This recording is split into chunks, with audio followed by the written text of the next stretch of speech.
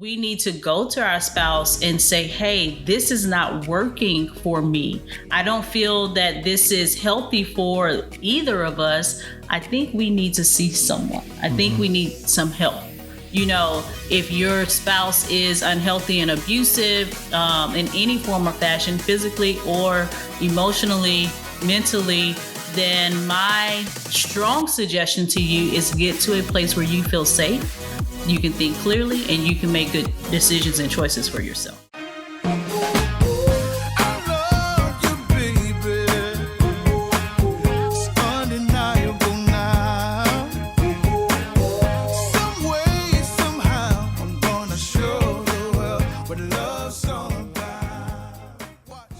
Everybody, and welcome to another episode of Marriage Matters. This is a podcast where we talk about marriage matters because marriage matters. So that's what it's all about.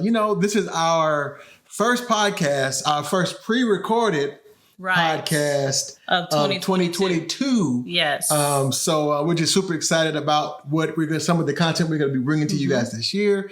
For those of you who are watching for the very first time, my name is Glenn Coleman, and I'm joined as always by my delectably beautiful. I always mess that word up. Delectably beautiful. Delectably? Yeah. Okay. That's not a good word, a good descriptor. We'll discuss later. All right. Anyway, her name is Tynia Coleman. Hi, everyone. That's who she is. Yeah. So, and so what? You're just going to say something? No, go ahead. Okay. I'll say, we just want to bring you good tips and tricks every week to help you just thrive in your relationships. Yes. Whether that's in your marriage, I guess primarily, but also in your friendships and family kids, relationships, family, with all your of children, the above. all of the above. Yes. Yeah, I will say that you are looking exceptionally beautiful today. I don't know what it is about you. Let's see. I wanted to look delectable for you today. See? Watch out now, girl. Give you a little shoulder and take it right back. Oh, okay. Anyway, so before we get started, we've been just highlighting some of our family members, our viewers, our supporters. I don't know, whatever you want to call them. But this one is from Instagram, and this is from Caroline Elise. Hello, Caroline. Hi, Caroline. Actually, I went to life coaching school with I like Caroline. And she says, this is gold. Thank you so much for choosing to make this even after 3 takes. Oh, yeah. Love the message. Really insightful. Can't wait till the next one. So thank you so much for watching. And, we just want to highlight one of our viewers each week, our listeners each week. Just to let you know, we appreciate you guys. Yeah. And we appreciate you for viewing and also sharing. So thanks again, Caroline. Yep. So the other thing that we've been doing is speaking of tips and tricks, we like to give you tools. Yes. Tips, tricks, and tools. And tools. Okay, the that's 3 a T's. new one. Okay. So what are we?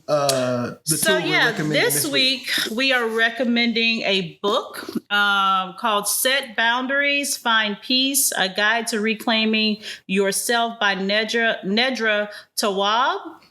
You can actually find Nedra on Instagram. It is at Nedra Tawwab, but Nedra is a licensed therapist, relationship expert. So in this book, she covers all span of just setting personal boundaries for yourself, how to set healthy boundaries in relationships with family, friends, romantic relationships, just all of the things. And, I like quizzes and assessments. And so there's an assessment in here for you to take to, kind of see where you are. Just so many useful tools and insights that she offers in this book. Well laid out, well written, great information. She says, in the struggle, speak up for what you need. We say that all the time. Ask for what you need and experience the freedom of being truly yourself. So this, I think, would be a valuable tool to many, many people. And I'm enjoying it. Very important. We talk to a lot of couples, and a lot of them struggle with setting boundaries, especially when it comes to family members. Yes. Parents. And so you should have boundaries set up for every area of your life. So that's a great tool. One thing I want to know, and I don't know if you know, but is it available on Audible? I have not checked. I can almost guarantee that it is. I of course ordered it online because I like to write in my books and highlight and all that good stuff. But I can almost guarantee that it is probably available. Yeah, maybe we should have checked. But that's another trick or maybe tip. I don't know which one. Or maybe it's a trick for me. I will admit, earlier on in my life, I read a lot of books. But like now, I don't know what it is, but I don't know if I'm too busy or maybe I just watch too much TV. I don't know which one it is, but I enjoy Audible. Maybe we should reach out to them to get a sponsorship. Yeah, there's another Audible type thing called Bookist. Okay. That I hear a lot about on a podcast that I listen to.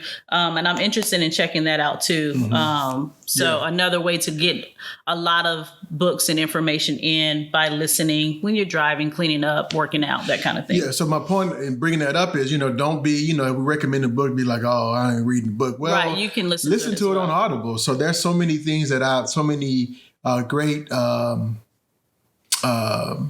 things I've learned by listening to a book at work. I pretty much sit at a computer all day. So I listen to a lot of books and podcasts and what have you. So check it out and see if it's on Audible. Yep. So set boundaries, find peace. All right. So let's get into today's topic. All right. So today's topic. So we are coming in hot. It's our first podcast in 2022. And I just, Glenn, I felt like it was important to talk about this subject. I've been hearing a lot about it and wanting to just really give this to people, to married people as well as people who are not married, wanting to be in a relationship and all of those things, to help people be more aware.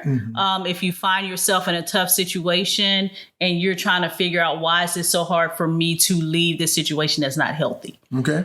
So we're talking about trauma bonding today. Okay. Yeah, big one. Yeah. So you're going into your going into my therapist hat. Yeah. So I'm gonna kind of sit on the sidelines. No, you don't sit on the sidelines. You can jump in. Hey, I'm just messing around. So, but the first thing I want to do is give a clear definition of what trauma bonding is, and kind of talk a little bit around its development in kind of the clinical space or where it came from. I won't go too deep. But what is trauma bonding? A trauma bond is a deep emotional attachment that develops in a relationship characterized by abuse that's emotional, physical, or both.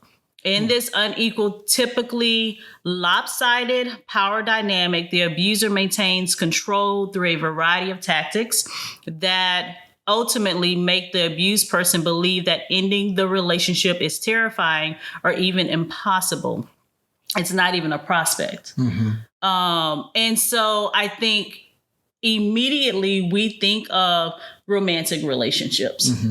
However, there are people that are experiencing this in friendships, in unhealthy family dynamics, in unhealthy communities, religious settings, and things of that nature. And so I don't want, as we're having this conversation, yes, it does include romantic relationships, but I want you to think broader and really take a look at your life as we're going through this conversation today. So a trauma bond, and this has come from the founder.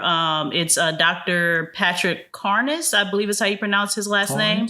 Carnes, of the International Institute for Trauma and Addiction Professionals. He kind of describes it as it creates an exploitative relationship. This happens when a victim bonds with someone who is destructive to them. Again, emotionally, physically, all of those areas, or one or two of those, one of those areas. It's to be loyal to that which does not work. Okay. And I mean, we've all been, well, I don't say we've all, but I know I've been in situations like that. And even I've seen relationships like that, and I know, like you said, it's not limited just to romantic relationships, right? But I've seen some romantic relationships, and I always wonder. And again, you always say it's easy to look from the outside in, right? And say what you would. What you would not do. Like a little rabbit trail, quick. I'm going to go quick and come back. But I was listening to another podcast and they were just talking about like slavery. And they was just saying how, man, if I was there, I would, I think I would have realized it's more of us than it is. It's more slaves than it is masters. Right, so we can't just rise up. And one of the people on the podcast was like, you can't say what you would and would not do if you're not in that situation. Right. So I guess it's the same thing with I'm thinking of a relationship right now with one of my friends, and I always wondered, why do they stay in that relationship?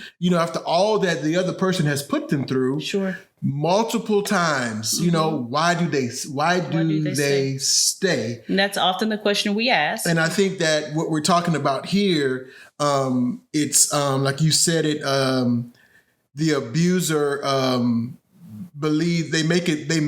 they think that it's impossible to leave, or they can't. The abuser makes the abuse. Yeah, and it may not be through them intentionally saying you will never make it without me. It's just, and I don't know. Maybe you could talk a little bit about how that happens subconsciously. Right. That we think if we leave, we won't. We won't be able to survive.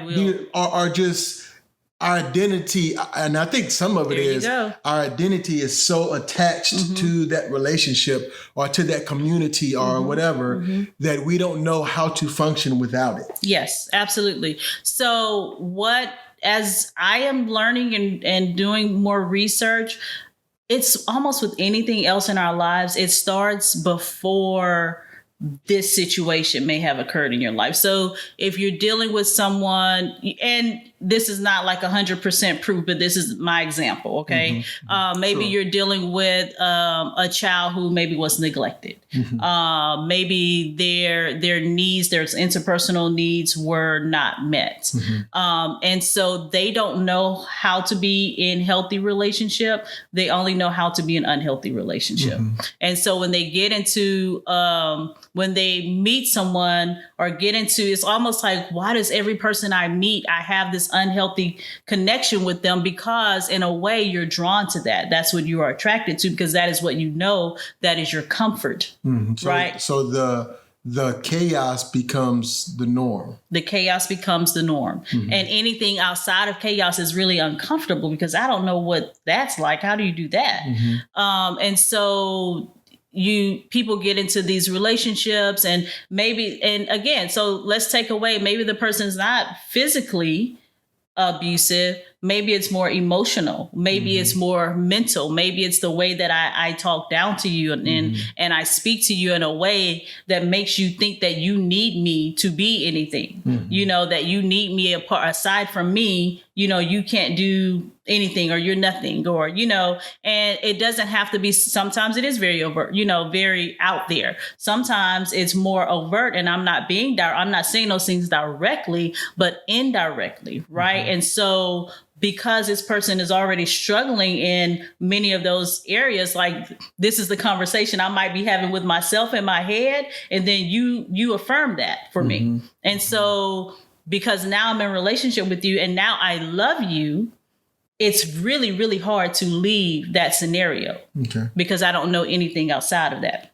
Now, there are different aspects of this, different scenarios of this, but typically it is because I have built a connection with you, as unhealthy as it may be, and I don't know how to undo this connection. And because there is now abuse, mental, physical, or what have you, now there's fear.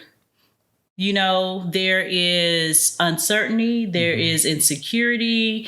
There's a lot of things at play, and at work. And so, I was listening to a podcast yesterday. It was pretty heavy podcast, but it was really great. It was a woman who's now actually a therapist, but she was in a sex trafficking situation, right? Her dad sold her there. She's from another country, I think from Africa, sold her to a man in the United States. She was 14, 15 years old. Yeah. And she stayed in this scenario with this adult man who had a significant other. She said it was a strange situation, and a little, like a 2 or 3 year old toddler. This child came here. Her father sold her basically to this man, and the abuse that she experienced, she said she stayed there for 6 months. And initially it's like, I'm in a strange land. I don't speak the language. Like, I barely speak any English. I have this heavy accent.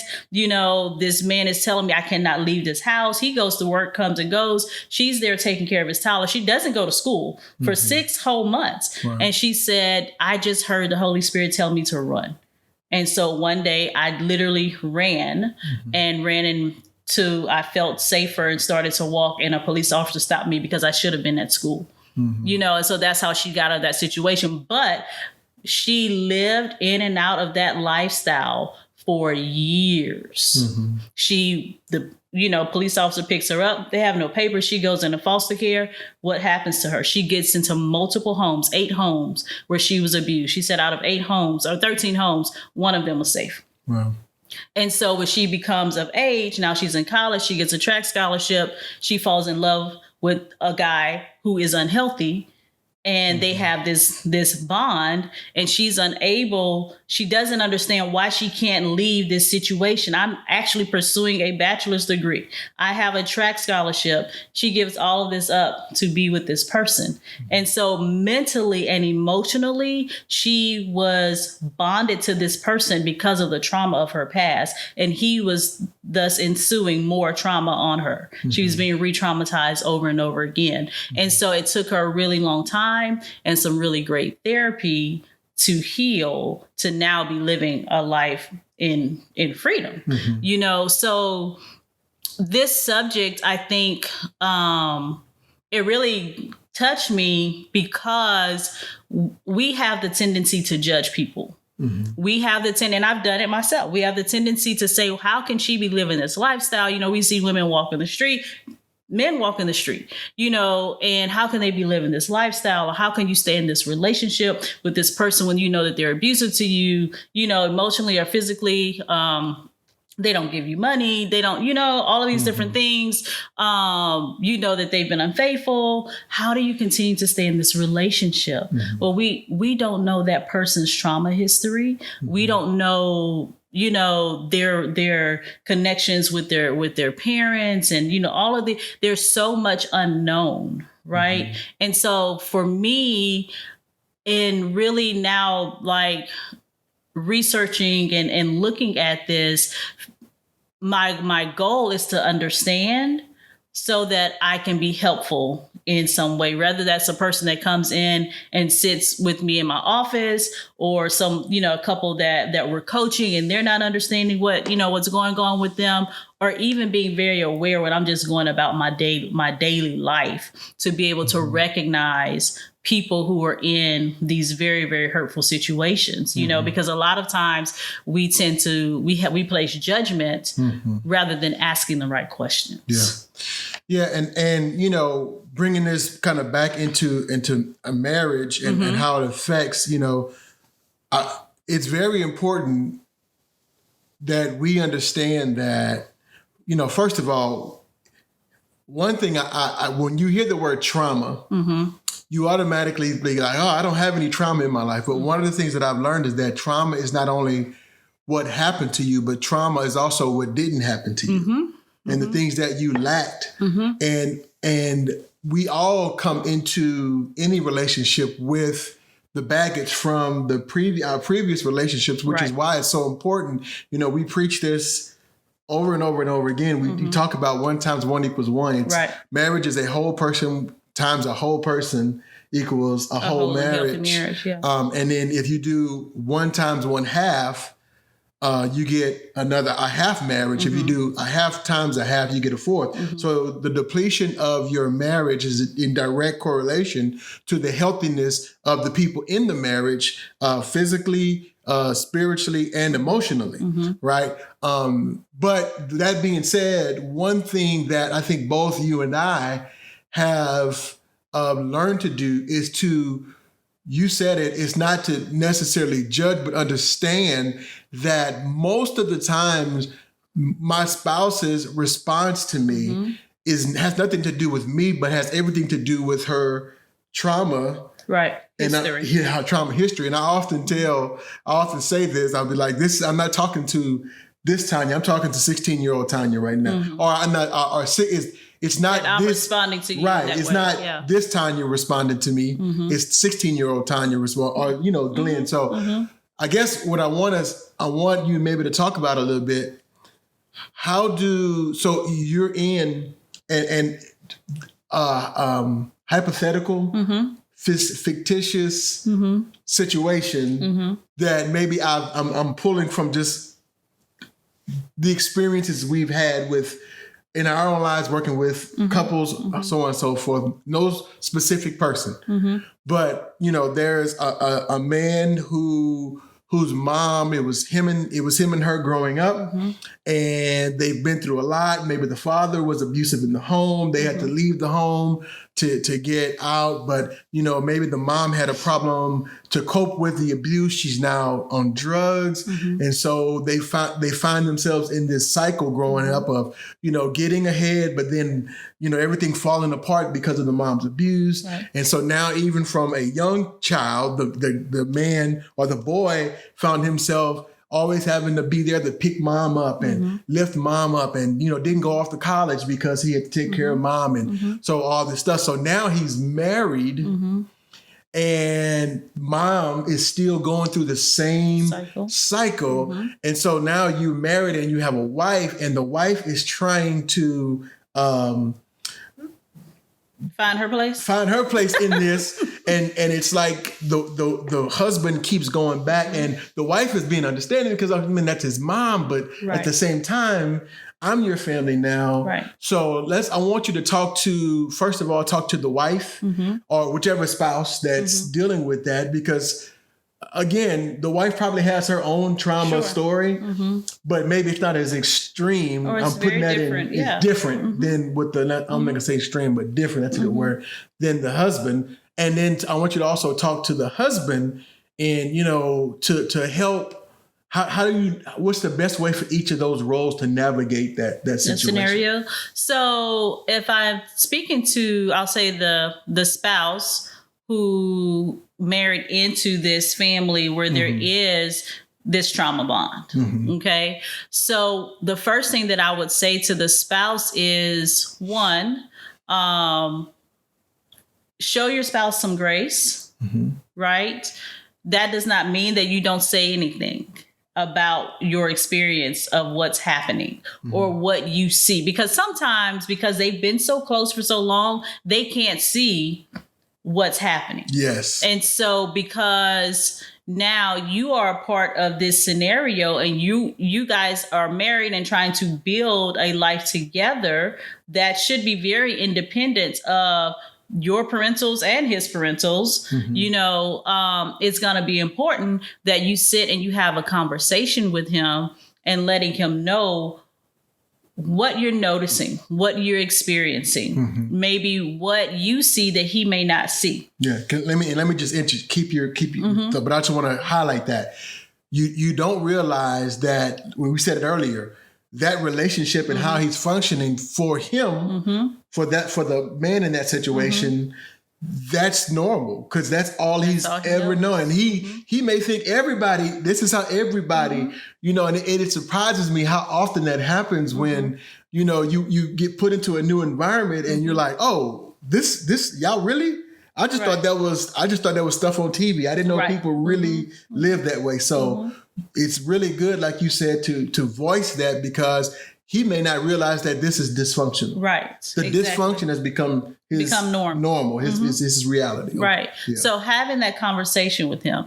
Now, let us not be fooled. He may not be happy when you begin to talk about these things and point these things out, which is why I say give him some grace, because he may respond in frustration. He may respond in anger. It may be a thing. right? And so what do you do with that? Then, you realize what's going on, because now you're pointing out a very sore spot for him. Because the honest truth is, deep down inside, I feel like we may know what we need to do, but it's so hard. Yeah. There's so much invested, emotionally in those kinds of situations. So maybe the suggestion is, okay, we don't see this the same way, but can you just kind of pay attention, to what's happening, to some of the things that I brought to the surface for you or that are standing out for me? Can you maybe just try to pay attention? The other suggestion is that I think this is going to be hard for us to navigate, and maybe we didn't talk about it because we didn't know before we got married. Maybe we should go and talk to a counselor, So those would be my suggestions. So you have to navigate it very tactfully and gently. I think what we tend to do is that as the spouse, we become angry and you put your mama before me, and, we go through all of these things, and that's understandable. I understand that too, but do realize the way you show up in that situation, you're going to get that same fire back. So we have to make sure that we're working through our emotions about it, and we are trying to help our spouse to realize that, hey, I'm not your enemy here. Yeah. I'm only trying to help. Yeah, I think a scripture that comes to mind is it's at Ephesians 4 and somewhere in the 4th chapter, I think. But it says that we got to speak the truth in love. Absolutely. And I think that in that situation, you have to make sure that you're telling them that, because I love you and I see what this relationship is doing to you. Yes. And so, and not only doing to you, but doing to your parent. Right. Because as long as you keep doing that, the parent's never gonna remain. Right. And so I'm out of the love for both of you. I'm trying to show you this, and not out of, because the tendency is sometimes to respond out of the frustration. Right. Which could even, I think, push the spouse away and make him, right. Bond closer. Right. So I just want to that's good. I throw love my 2 cents in there. I need get your 2 cents. I need your 2 cents. But it probably was more like $1.25. Yeah. No, you had a scripture that was about $2.50. You're good. Okay. And then looking at it from the spouse, who is in that relationship, as our example says, with their mother, for them to remember that you made a decision to invite this woman into your life and to marry her and to do life with her. So you have to realize that your loyalties now change. If we're talking about the Bible, the Bible talks about, a husband shall leave his father and his mother and cleave to his wife, right? And so cleaving, become close, right? Now you are loyal to this person. This person becomes your first priority, right? And so you have to figure out, okay, how do I now make this switch, not just in your behavior, but it starts with your heart first, like making the switch in my heart and in my mind, and then the behavior is going to follow. And once you have begun to reconcile that within yourself, you can begin to have conversations with mama. If mama doesn't understand why you're not coming over here every day after work and I'm cooking you dinner. Well, mama, I have a wife now. She does that. Or we cook dinner together. We can do dinner as a family on Sundays, or one night out of the week, we can both come. But mama now has to understand that I am married to this woman. I love you. I honor you. I respect you. Right. But my priority is to my wife. Yeah. And I think that's where a lot of times it's important, and you're the expert, but I'll again put another $2.50 in there. Okay. But I think sometimes these bonds are so strong that you can't break them. Sometimes you have to get help. Yeah, absolutely. And that's when it's, you have to reach out and talk to someone who understands the dynamics of what's happening, and who can help you navigate and get to the root of it, and figure out the why behind, the way you're behaving in that relationship. And so it's not something, and I often say this, if, I don't know if you're 35, well, it took 35 years for that bond to get where it is today. And it's something that's not going to happen, overnight. But at the same time, the longer you go, the more, I'm going to say more difficult, but the stronger that bond is. It's like the root. The longer the root is there, the stronger and deeper it goes. But I wanted to say this too, to that person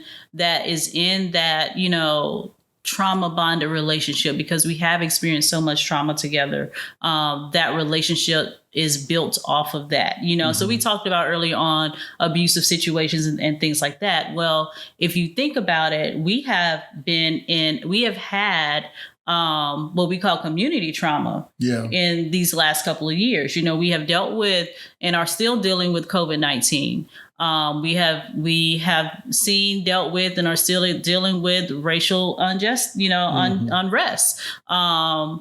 If you live here in this area, Southwest Louisiana, we have dealt with, disastrous hurricanes and then the ice storm and all these different things before we can even get before we can even get back on our feet from the hurricanes. We had all these other things that come in.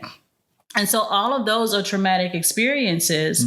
And there are bonds that can happen in that space. And because, as a community, and so this, I guess it can go both ways. You can have where maybe you evacuated with a friend rather than your family for whatever reasons. And so now you have this tie and this bond, and maybe they were more resourceful than you were. And so now you feel obligated to show up in this person's life this way because they really helped you out, investigating that and realizing, am I tied to this person just because of this experience that we went through? Or is this a true and authentic friendship, relationship, or whatever it is? You know what I mean? Yes. I want to say, were you done?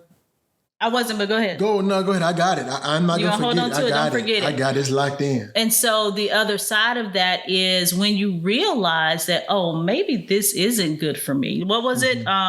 It is to be loyal to that which does not work. So maybe now that things are kind of settling, you realize that this isn't working.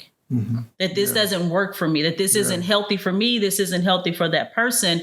And you're wanting to begin to make some changes in the dynamics and set some boundaries in that relationship. But now there's that guilt complex, and so I think for many people, therapy helps with recognizing where that guilt is coming from and being able to make some better decisions and setting those boundaries. You can try to do that work on your own. Some people are really successful. Some need, another listening ear and someone that can help them get those skills and things like that. But realizing that maybe that uncomfortableness, that guilt that you're feeling like you owe this person something, is because you bonded over a traumatic situation and it was not necessarily authentic, right? Now, I want to kind of say this kind of positive spin that some of what we've experienced the last couple of years has caused people who would not normally be friendly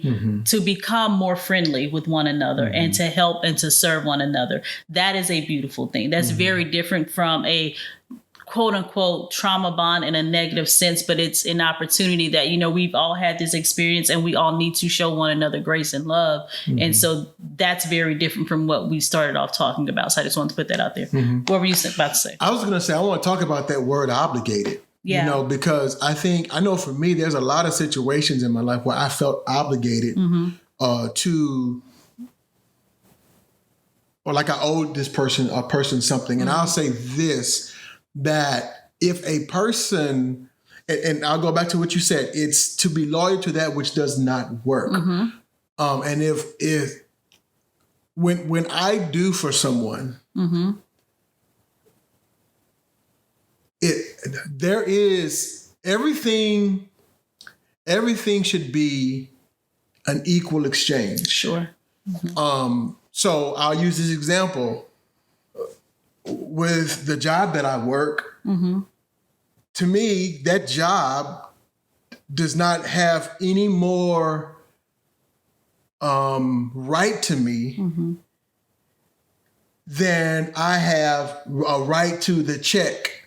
In other words, there's a mutual exchange. So my job can't say something like, well, it's you should feel obligated to us because we're paying you. And I'm like, well, you should feel obligated to me because I'm providing a service for you. So my point is, it's a mutual exchange. And anytime someone tries to manipulate that exchange to get more out of me than what they are paying for me, that's a toxic relationship. Right. That's good. And it's That's that which is not working for me. And so you need to examine. So my point is this, like when I help someone, if I'm healthy, then when I'm helping you because you need help, not because I'm expecting something back from you. You're not looking for a payoff. And I think sometimes it's because of our unhealthiness that we think people may want more from us than they actually want from us. And so again, that's why it's important that I'm healthy so that because I told you this the other day, when people come up to me and they'll be like, oh man, you're such a whatever, and they're bigging me up. And I'm like, what do you want from me? Right. Because that's my things that I need to deal with. Right. In other words, they're not complimenting me because they want something from me. They're complimenting you because they see value in what I do. In other words, it's a mutual thing. They're like, man, you got what I'm saying? Yeah. And so anytime, but if there is a situation where somebody is holding something over you, where you remember, we as parents, Lord, we are so good at this, and I realize I do this with my girls, and I'm like, I'll say something like, well, I provide a house and a home and all these things because what am I saying? I'm saying I'm giving this to you, right? So you should feel obligated, right? And I'm like, no, right. That is my responsibility as your parent to provide those. And if I didn't want to provide those things for you, I should not have brought you into this world. Should have left you in heaven. Should have left you in heaven, right? But again, we have relationships like that. So like I said, number one, you need to investigate, do they really, are the people in those relationships where you feel that way, are they really holding that up over you? Because sometimes that's just you. Sometimes you think that way because that's my trauma responding, right? But if someone is doing that to you, if they are holding that over you, then you both need to do the work. And here's the clincher. If the person is not willing to do the work to heal from the trauma, then you don't right. You can't heal the relationship on your own. So now you have two choices. You can stay in misery, or you can walk away. So those are and I know that's kind of cut and dry, and but it's true. It's the honest. It's honest. Yeah. Because that's really unless that other person is willing to change. That's what's going to happen.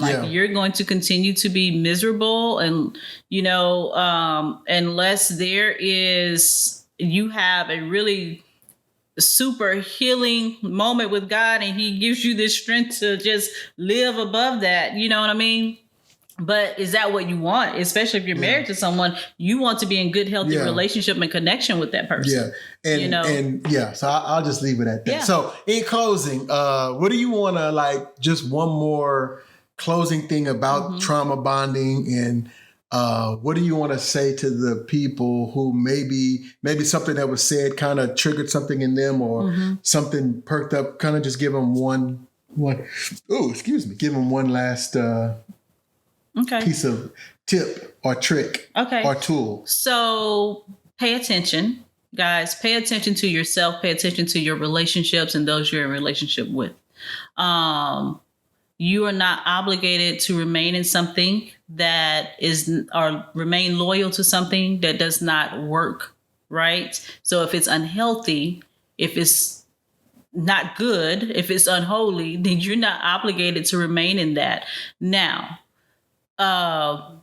in marriage, you just said it a moment ago, is we need to go to our spouse and say, hey, this is not working for me. I don't feel that this is healthy for either of us. I think we need to see someone. I think we need some help. You know, if your spouse is unhealthy and abusive in any form or fashion, physically or emotionally, mentally, then my strong suggestion to you is get to a place where you feel safe, you can think clearly, and you can make good decisions and choices for yourself. There are a lot of resources out there for people who need help in those situations. But do not remain loyal to something that is not good. Mm-hmm. Well, you heard what she said. So that's it. So anyway, I was gonna make a joke, but go ahead, make it. I was just gonna say I said what I said. Hey, that's it. That's good. I said what I said. I said what I said. We just again want to thank you guys for joining us for this episode of Marriage Matters. You could always follow us, and we encourage you to follow us on all platforms. If you're watching on one, please go and follow on the other. Mm-hmm. So you can find us on Facebook at Marriage Matters 0526, Instagram Marriage Matters 0526, and on YouTube just search for Marriage Matters. And when you see our face, like, subscribe, and share. Yes. Also, if you are like us and love listening to podcasts on the go, whether it's in the car, at work, when you're working out, when you're cutting grass, working in the yard, whatever, walking the dog, whatever, you can find us on Apple Podcasts, Google Podcasts, Spotify, Anchor, pretty much anywhere you find podcasts, you can find Marriage Matters. And when you do listen, when you do watch, please leave us a comment, leave us a review.